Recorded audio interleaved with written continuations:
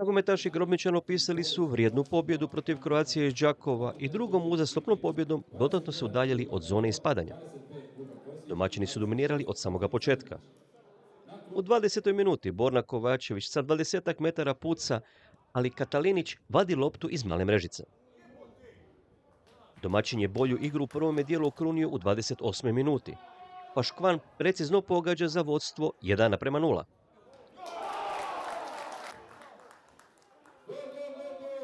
Iako je lopta većinom kružila između dva kaznena prostora, Grobičan je bio konkretniji, dok su gosti prijetili, ali bez prave završnice. U nastavku susreta domaći mijenjaju pristup, povlače se u blok i traže prilike iz brzi kontri.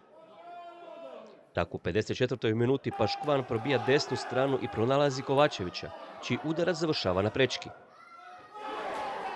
Samo 2 minute kasnije nova velika prilika. Paškvan ponovo asistira, ali Stašić pogađa vratnicu. Pritisak domaćih nastavlja se i u 61. minuti. Pilčić pronalazi Kovačevića, čiji udarac uz dodir obrane završava u mreži za 2:0.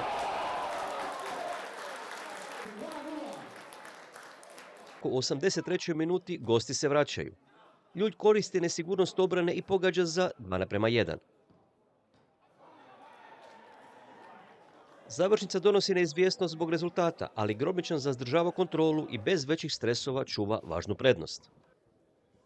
Ovu utakmicu sa tribina pratio je predsjednik Hrvatskog nogometnog kluba Rijeka te dopredsjednik Hrvatskog nogometnog saveza, Damir Mišković, što potvrđuje da nedavno dogovorena suradnja nije samo mrtvo slovo na papiru.